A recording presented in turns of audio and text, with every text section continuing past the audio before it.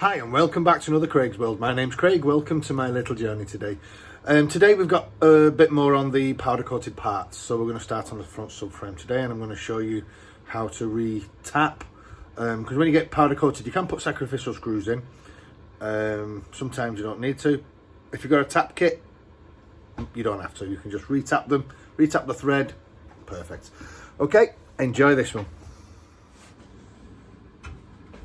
So, we're on the front subframe. This is actually where your engine will go in here. You got your brackets which mount up, and then your 2 points there where your engine gets held. These are for the steering rack. So when you turn, this makes you turn. So what we're going to be doing with these ones, this one's dead easy really. It's just retapping these 4, 2 there, 2 there, retapping that there, and taking this bolt out on this one because I think that one's snapped, but dead easy fix. So I have a barrage, I should say, of taps. So this is a tap, and what happens is once you put grease onto this, as you can see at the front, it goes very small and then it cuts its way through to get the thread, and with a little tool like this it just clicks into, well, screws into it, that tightens up, and there's your tap. So you basically just re-thread and then unthread. One of the things you need to do with this is you're just going to need a little bit of grease. Not much, just a little bit, because what that does, it helps when you're turning into the metal.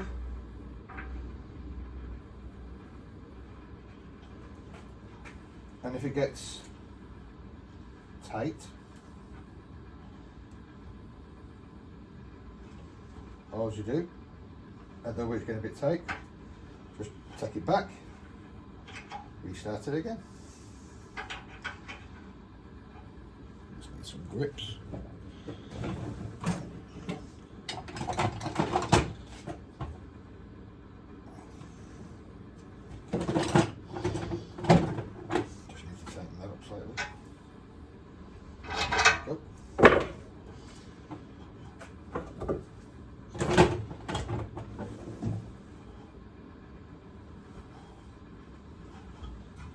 Like we said, all we're doing is recutting the thread.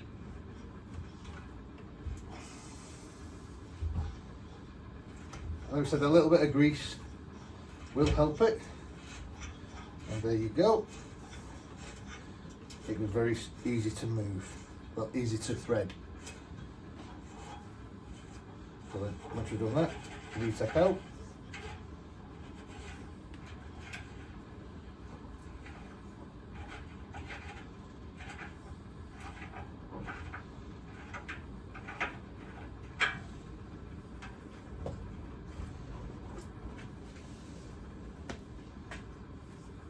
That's it, that's that one rethreaded.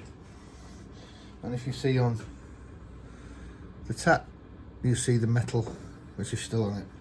And after every time I use, whether I'm doing all the same, I always just re-wipe all the metal shavings off. Much easier in the long run, because then you're not trying to cut all the metal from the previous tap. So I'm going to put you on a lapse now, and you'll see me do these other ones, and you'll see me with these, and I think I'll show you. So there is the one that we've just done, and as you can see, the thread is perfect. And if you go to the next one, it's still there but blue. As you can see, the classic, the powder coating, whatever, is into the threads. And same there. And if you try to put a screw in that, you've got a very good chance of cross threading it, and then it's a whole different ball game. So I'm going to put you on a lapse. We're going to just do this front, and then I will put the bolts as we mentioned before, back through these, and then and if you remember them ones, and on the other side, just so then I know that the bolts, everything in that tub that we've bagged up and cleaned, can go onto this, and then I can put that in my stores, put it on the shelves, and then when this comes to fit, it then is literally bolting straight to the chassis, and then the engine can get bolted straight onto it. And then I know the bolts are here, so when I then to fit the arms, and if you remember the video of where we are trying to push the bushes out, where we had to extend it, that's where these arms go. So I'll put it on laps and I'll see you in a minute.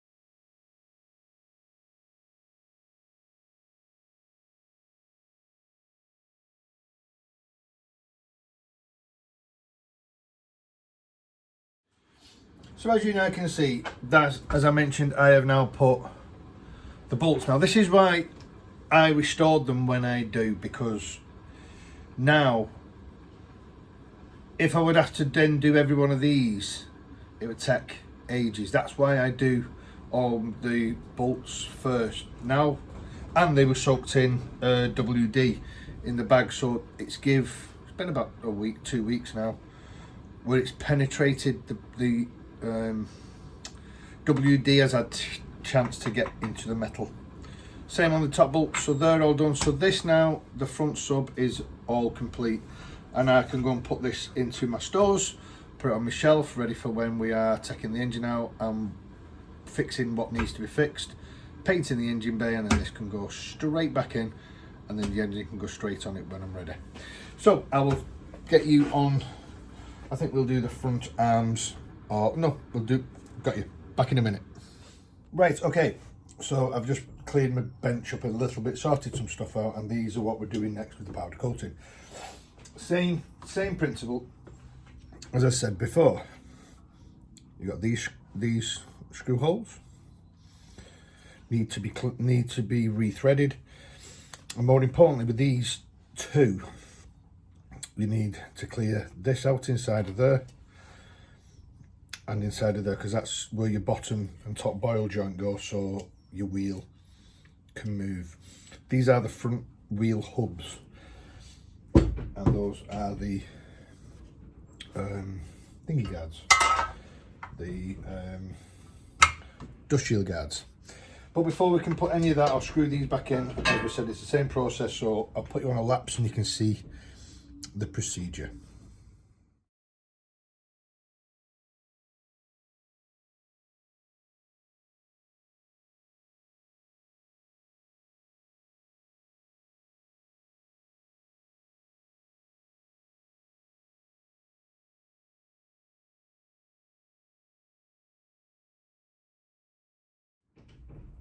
As you might have just seen then on that video, I have actually just completed, I'll show you,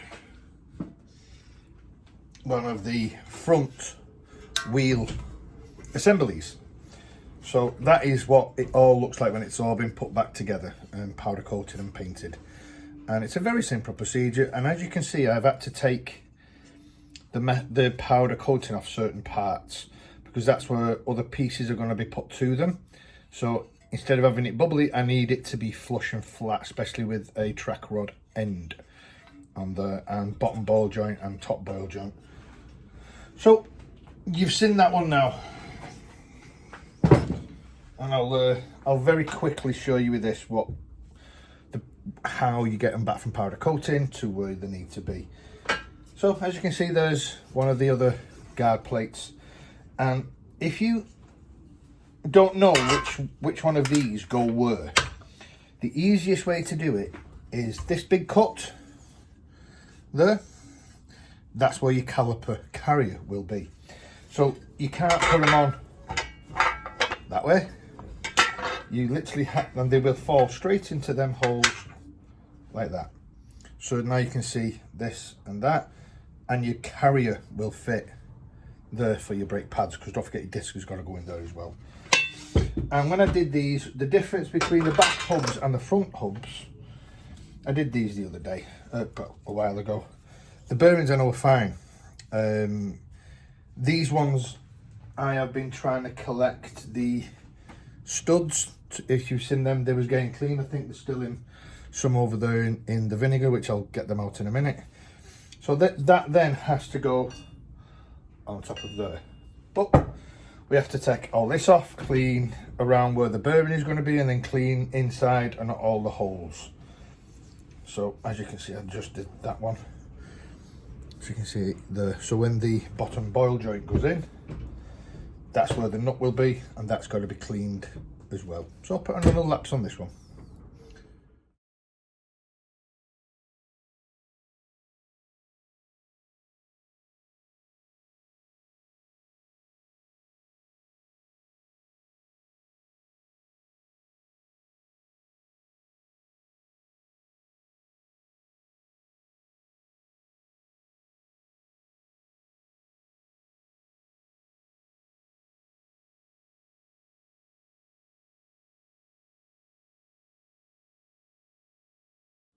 Okay, so you've just seen the time lapse. I've just cleaned everything up. So you didn't need to see that, me doing it slow. So I've cleaned everything up all ready now to take the bearing and the wheel hub. So, as I mentioned, this can only go on one way, but these two. So it can only go on that way, because don't forget that's your carrier. And out of the bags that I got before, which was all cleaned and done weeks ago.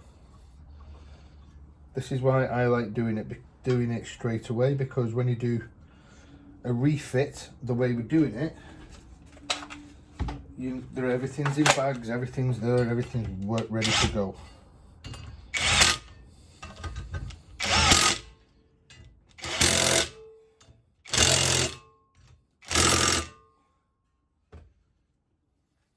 So that one is now on with these bolts.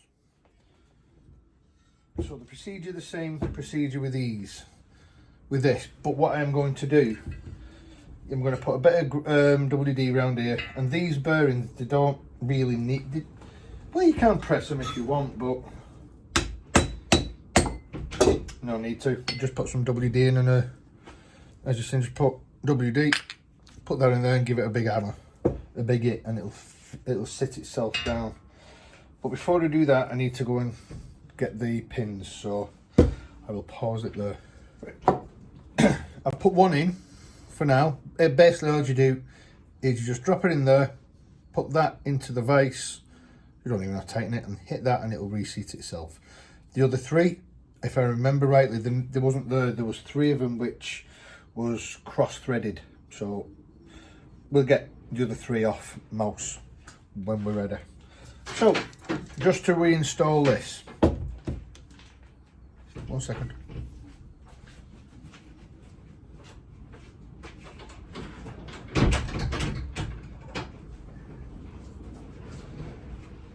Blowing a bit of a gale where we are. So this is a dead simple procedure.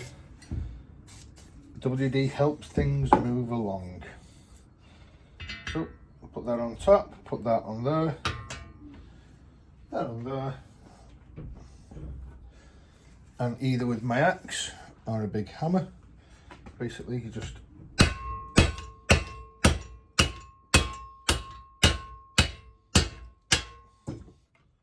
drive this one home. There you go, done.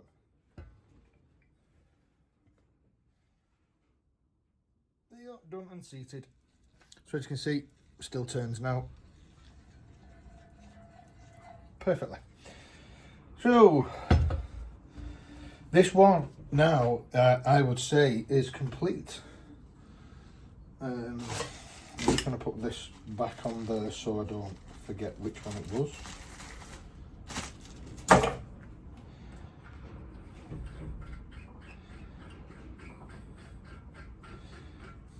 And we'll tighten these up at another date. I want to do that when they're actually on the car. So if there's a problem, I can sort it out. So that's it, guys. That's how you do your front.